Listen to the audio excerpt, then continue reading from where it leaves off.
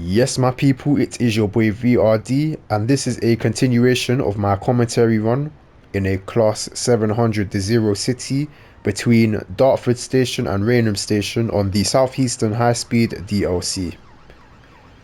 In part 1, and if you haven't seen that, I advise you to go watch that now. We drove between Dartford Station and Higham Station. In part 2, we will be continuing onwards from Higham for the rest of our journey towards Rainham. So let's get into it. Right, we're back. We are back. Green signal. Everyone's finished boarding. Pressing the door close button. Door interlock lights has illuminated. Final glance of the signal, still green. Glance at the monitors again. F&R switch into forward, 25% power. Brake cylinder gauge reading falls to 0. 100% power, and a final glance at the monitors. Speed limit is still 70 miles an hour. We are going to be entering a rather long tunnel, followed by a short open section and then another rather long tunnel. At the end of the second rather long tunnel, there is a speed reduction down to 15 miles an hour from 70 miles an hour, which I find insane. There's a rather famous accident that occurred, I believe it was about 7 years ago in Croydon, on a section of track that was laid out in a similar manner to this. At the commencement of the 15-mile-an-hour speed limit that we're approaching, well, we're not approaching it yet, but we'll be approaching it soon. There's a very, very sharp right-hand curve into Strood Station, which is our next station. I find that very dangerous, considering that there's our vigilance alert. I find that very dangerous, considering that you are required to decelerate from 70 miles an hour. It just doesn't seem safe. I'd hope that it's in real life this section of track is fitted with TPWS so that an emergency brake application can occur if the train happens to be traveling at excessive speed. Because yeah, as I said, there was an accident in Croydon a few years ago where a tram was traveling at excessive speed, slammed into a left-hand curve. I can't even remember how fast it was going, but it was traveling too fast for the curve. It flipped onto its right hand side and killed 7 people. Um, I personally believe that the driver fell asleep, but um, the conclusion in the report was that it was a lack of awareness, a loss of awareness, I should say.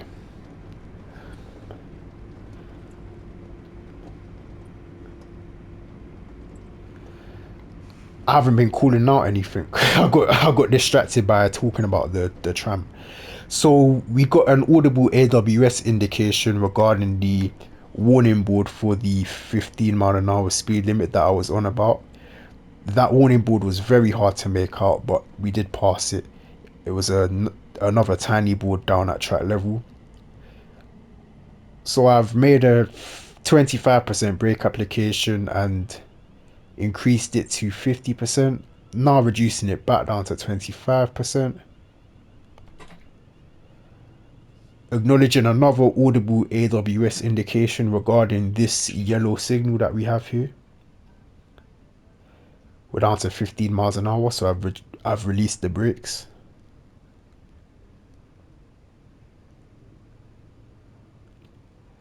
And as we exit the tunnel, you can see our 15 board just down there. And we have a single yellow signal, so our next signal, which is situated at the end of the platform here at Strood Station, is currently displaying a red aspect, but may change by the time we reach it. Just applying a slight amount of power due to the fact that we are on an upward gradient. So if we do not apply any power, our speed will begin to reduce down to gravity. Because of gravity, I should say, not down to gravity. But poor wording on my part once again.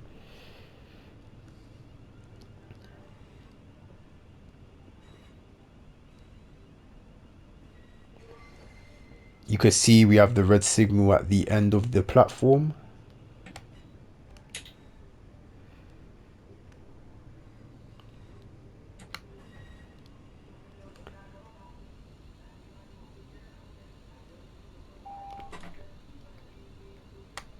Just using a very light amount of braking just to bring us to a nice controlled stop.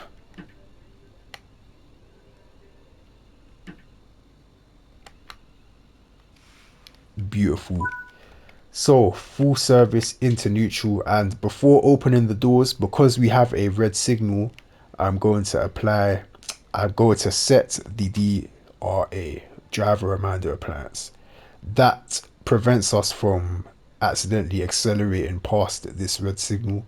You cannot accelerate until that has been reset. And obviously, if you reset that, you're going to be prompted to check the signal aspects presented to you. So that's a nice little feature that's been implemented into trains across the United Kingdom. I'm also taking ages to open the doors. Angry passengers. I'm not sure what's actually causing that red signal to be red. I'm a bit concerned because I'm running so late. I'm worried I've messed up. I've messed up something. I hope I haven't messed up anything. It would be a shame if I had to end the video here because this was actually going quite well. Okay, no, that's just okay. That's just the game being a bit weird. So we have a single yellow signal. Never mind, it's just changed to a green aspect. And the 5 white lights pointing diagonally upwards to the left tell us that we are being routed. We are being routed to the left, more or less. It's not quite as simple as that, but that's the simple way to put it. If we had the main signal aspect without the 5 white lights, that would mean we are continuing straight. So, doors, wait, glance at the monitors, no one's boarding, whacking the door close button, door interlock lights has illuminated, glancing at the monitors again, no one's trapped in the doors, resetting the DRA, you have reset the DRA. Please check the signal. checking the signal again because we've been prompted to do so. Final glance of the monitors, door interlock light illuminated, but I think I already said that. FNR switching to forward, 25% power, observing the brake cylinder gauge reading full to 0. And because the speed limit is only 15 miles an hour, I'm going to only increase the power percentage to 50. And that's once again just to give us a nice, slow and controlled rate of acceleration. As we reach 10 miles an hour, I'm going to gradually reduce the power just to help our speed balance out at 15 miles an hour.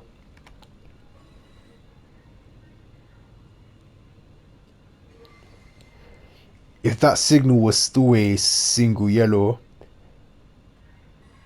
after we passed it, I would have to assume that this next signal here was red. But because that signal was green, I wasn't required to do that. However, this signal is a single yellow, which means that I now have to assume that the next signal we will be passing is going to be red. So there's a risk of forgetting that the signal that you've passed was single yellow and accelerating right through the following signal, and if that signal is red, you've had it. So a way that I can combat that risk is simply remaining at 15 miles an hour.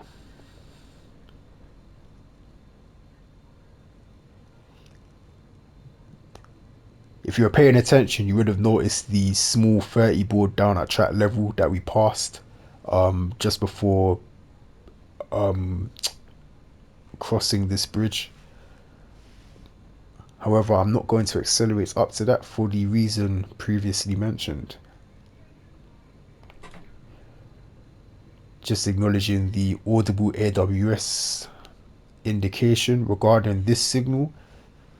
And because this signal is a double yellow, it's not red, we can begin to accelerate up to 30 miles an hour. However, Rochester Station is not too far away, so we may not reach 30 miles an hour.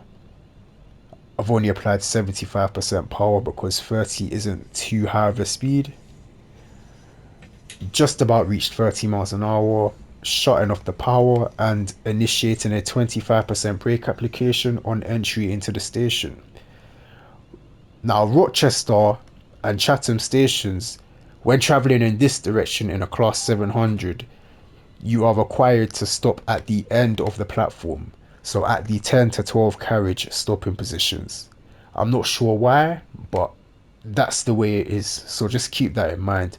It's only when traveling towards Rainham and in a Class 700 you're required to stop at the 10 to 12 carriage position stop thingies, whatever they're called. Full service, neutral, doors on the left.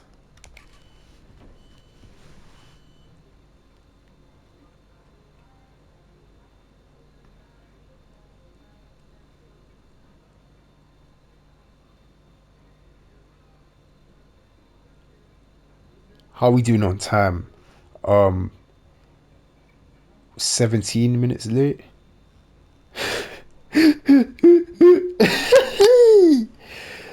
Oh my gosh. It just gets worse. It just keeps getting worse. Okay, double yellow signal, which means the signal. Ooh, I think the signal protecting Chatham Station is currently displaying a red aspect. So, door close button.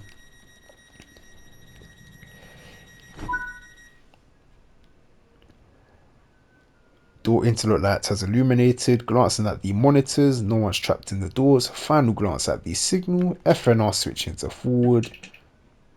25% power. Brake cylinder gauge reading has fallen to 0. Final glance at the monitors again. I said final glance at the monitors twice. That's not how the word final works. And up to 75% power. Bearing in mind that we have that double yellow signal as a platform starter, so we need to be a bit more focused. I'm not really used to having yellow signals whilst driving through this section of track, so this is very different for me and quite nice as well. It is nice to be a bit more focused and involved in the driving experience because more time I'm just on autopilot. Like my brain and my muscle memory just take over. But yeah, we have a single yellow signal now, so I'm going to reduce our speed down to about 20 miles an hour and remain at that speed until I can see the aspect of the next signal, which is situated inside of a tunnel. And that signal protects the next station, which is Chatham Station. Speed limits is still 30 miles an hour, as that board that we just passed indicated.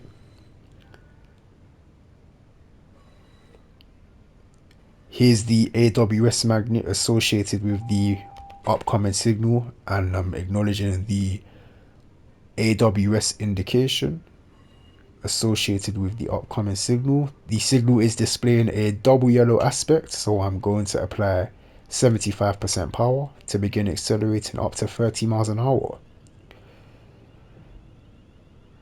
The reason for these funky signal aspects is the fact that we are following another train. So the train ahead of us has been stopping at the stations and holding us up a bit.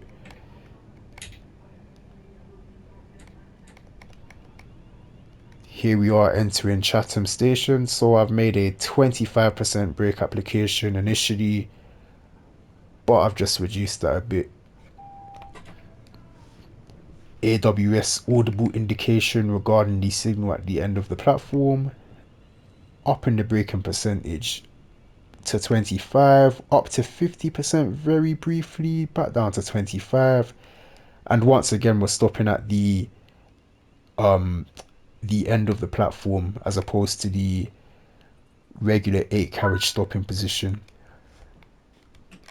Full service into neutral, doors on the left.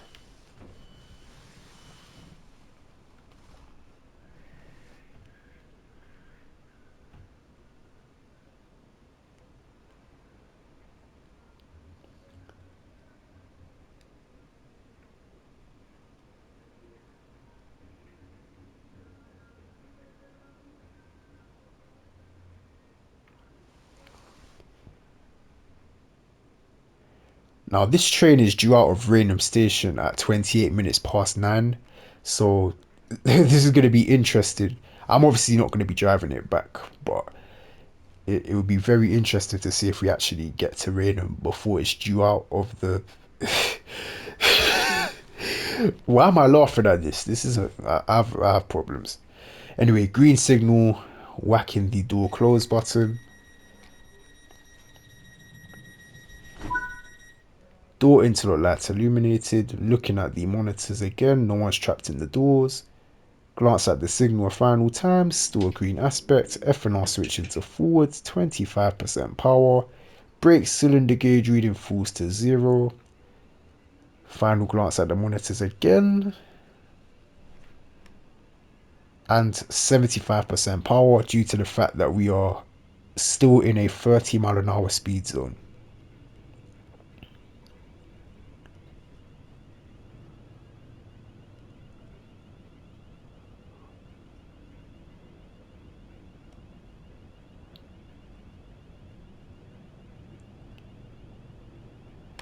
Reducing the power down to about 25% as we approach 30 miles an hour. And shutting off the power as we reach 30 miles an hour.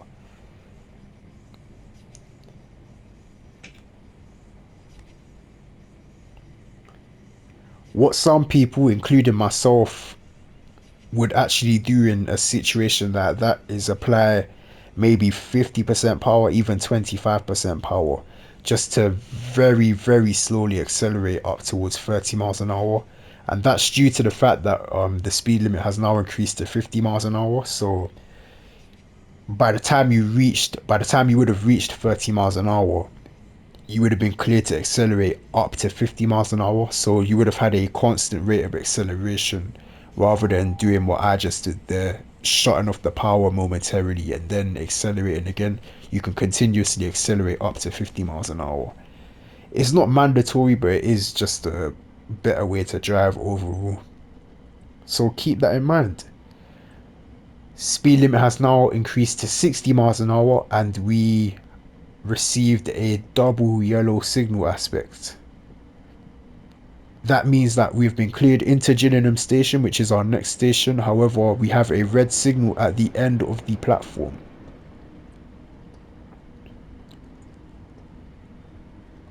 When approaching a red signal, you want to be going over the AWS magnets associated with that signal at no faster than 20 miles an hour. So that is what I'm going to be doing now on the approach to Gillingham station. Making an immediate 50% brake application as we pass this single yellow aspect.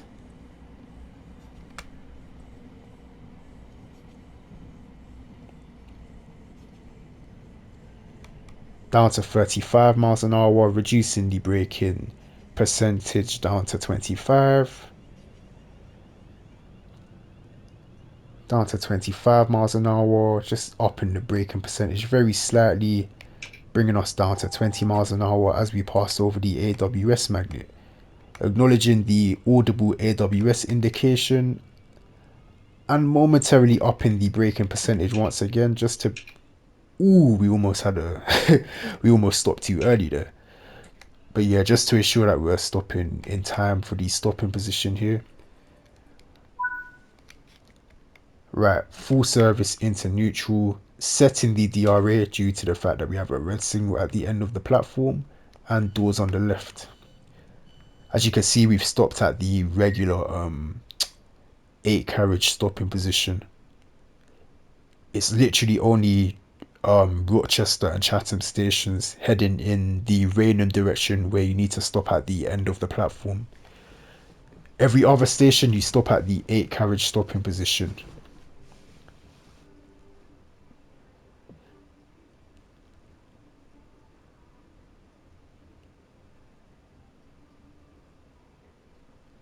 Right, signal has cleared to green.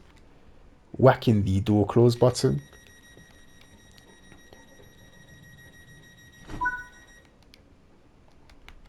Door interlock light has illuminated.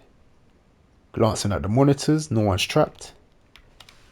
Taking a final glance at the signal, it is green. Resetting the DRA. Reset the DRA. Please check the signal. Taking a final glance at the signal, still green. FNR switching to forward. 25% power. Observing the brake cylinder gauge reading fall to 0. Glance at the monitors again. No one's being dragged along for the ride. Full power. Speed limits is 60 miles an hour. Next station, next and final station is Rainham. But yeah, this was definitely a very enjoyable run. The cup of coffee beforehand definitely helps. I'm gonna definitely start doing that before recording videos now. Trust me, when you have a flipping shift and a gym session before doing this, it's a killer. You're not gonna be able to focus. But backing a massive cup of coffee and then doing it, you feel like a different man. Class 375 Electro Star heading in the other direction. I do love me an Electro Star, man. They're just lovely trains to drive. If if we were to compare the models of trains in the United Kingdom to phones, the Electro Star would be the iPhone. I could assure you that. Anyway, up to 60 miles an hour, shutting off the power.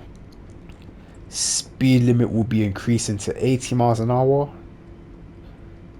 We just passed the board regarding that now. And at a speed like this, you don't really need to be focused on when your train passes the when the full length of your train passes the speed board, because that happens almost instantly. So you could just apply maximum power as soon as you pass the board.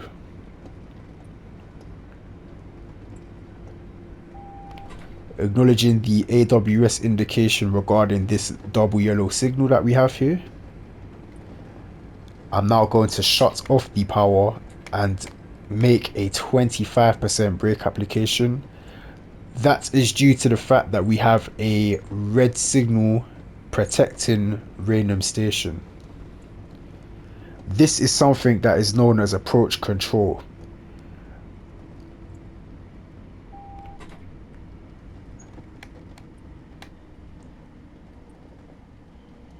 Just increasing the braking up to 50% as we pass the single yellow signal.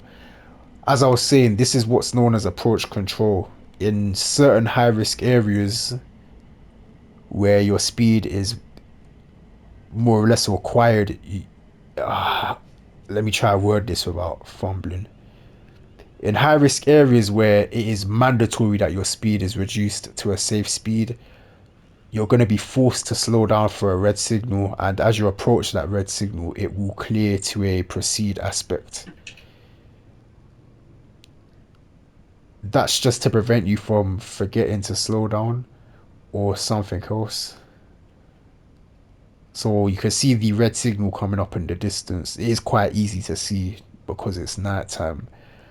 As we get closer to that, it should clear to a single yellow signal with the number 0 above it, telling us that we are cleared to enter Rainham platform 0. If we were to continue straight into platform 2 at Rainham station, we would just be routed normally. We wouldn't have to slow down for this red signal here.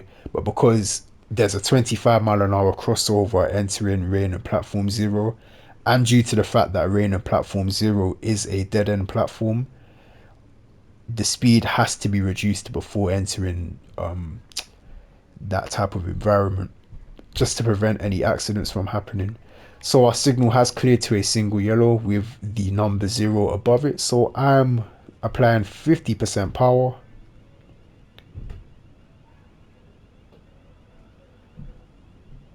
And as previously stated, there is a 25-mile-an-hour crossover entering Rainham station, so I am going to accelerate up to that speed and shut off the power.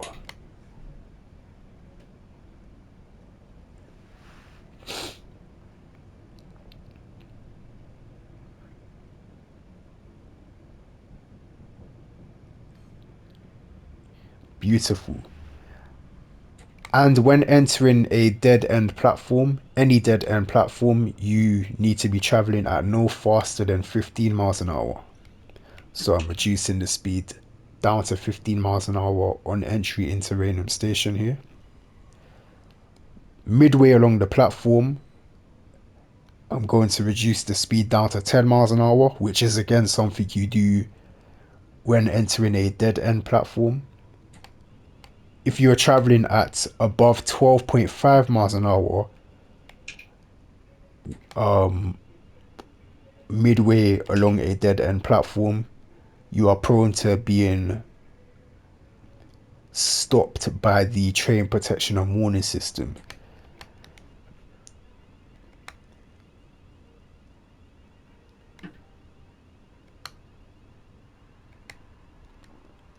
And then just for speeding, just reducing the speed down to 5 miles an hour, coach length away from the buffer stops. And we come to a stop as the buffer stops begin to disappear beneath the windscreen. That's a good indication that you're stopped in the right place. Full service into neutral, setting the DRA because we are at a dead end, which is treated as a red signal. Doors on the left.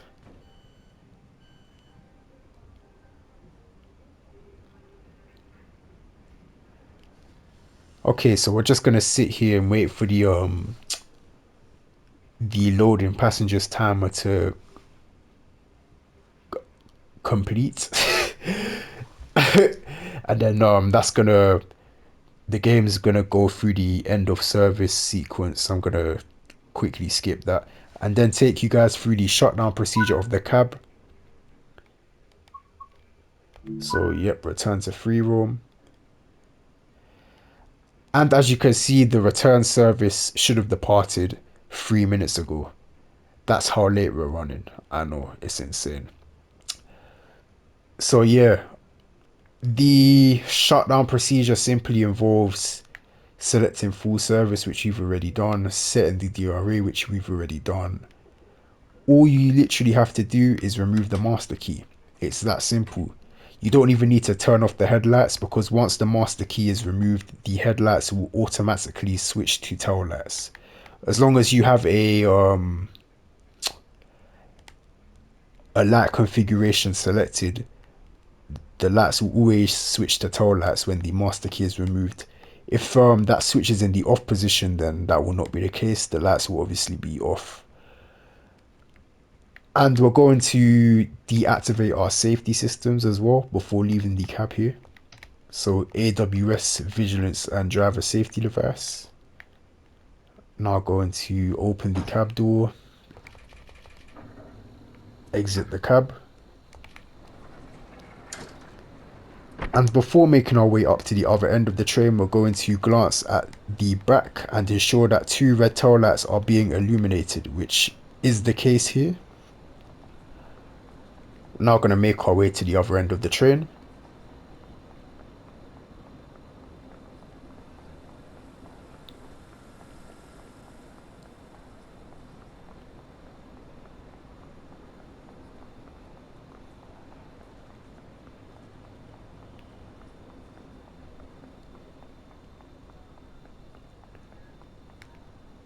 And before entering the cab, just ensure that you have you've got your 2 red tail lights being displayed up at this end as well.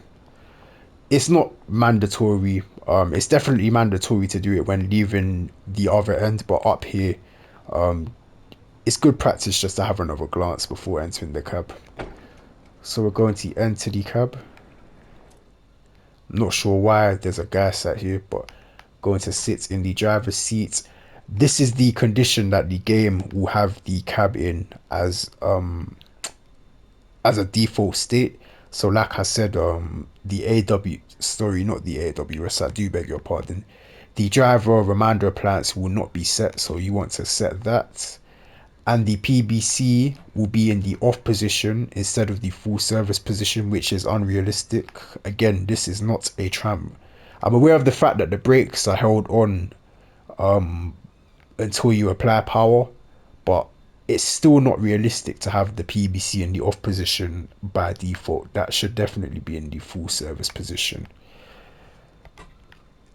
We're now once again going to activate our safety systems. So AWS, vigilance, and driver safety device. Sit in the seat, insert the master key, and acknowledge the AWS self-test sequence. We're now going to turn the headlight switch into the not the dipped beam configuration, the full beam configuration, because it is nighttime. The Class 700 is quite unique. It doesn't have day running or night running configurations. It simply has a tail light configuration, an off configuration, a marker light configuration, dipped beam, and full beam. Dipped beam would obviously be used during the day and full beam would be used during the night. However, if I just show you guys the front of the train, always come outside and take a glance at your lights as well, after setting them, just to ensure that they're being displayed correctly. But both of the lights are the same level of brightness. With most other trains in the United Kingdom, you'll have a brighter light on one side and an LED on the other side, and the side that each light is on is dependent on the configuration you're using. But yeah, the Class 700 is a bit modern. It's a bit modern like that. We're now going to perform a static brake test. That is done by moving the FNR switch into the forward position, selecting emergency on the PBC, observing the brake cylinder gauge shoot up to around 3 bar, moving the PBC back into full service and seeing the brake cylinder gauge reading drop slightly, then gradually moving the PBC down to the 25% position, pausing along the way at regular intervals and just observing that the brake cylinder gauge reading corresponds with that. We're then going to briefly release the brakes, and the brake cylinder gauge reading should be held at just above 1 bar. That's due to the fact that the doors are open for one, and also due to the fact that the brakes will not actually release until you begin taking power, as we've seen on our journey here. We're now going to move the PBC straight up into the emergency position and once again observe that the brake cylinder gauge reading corresponds with that, which it does. And then finally back into the full service position and a final observation of the brake cylinder gauge reading. F&R switch can now be moved back into the neutral position.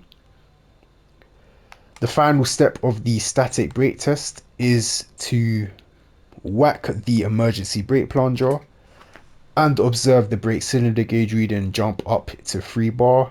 Pull the emergency brake plunger back out and observe the brake cylinder gauge reading fall back down. The exact same thing is then done with the other emergency brake plunger. And you can hear these ridiculously modern sounding brake valves kicking away as we carry out these brake manipulations. It almost sounds like a machine gun crossed with a fart. Like that just sounds insane. I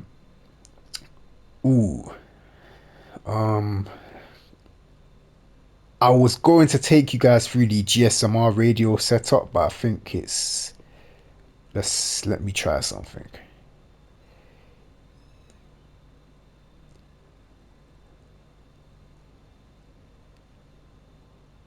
Okay, yeah, it didn't work. Yeah, the GSMR in Train Sim World, it hasn't been simulated properly. It's a semi-realistic system. But in real life, what you would do at this point is come over to the GSMR, Click this button here in the top right. You would enter your head code, which in this case is 9 Papa 68. You would then enter the signal number, which I can't see. You would then press this tick here, and that would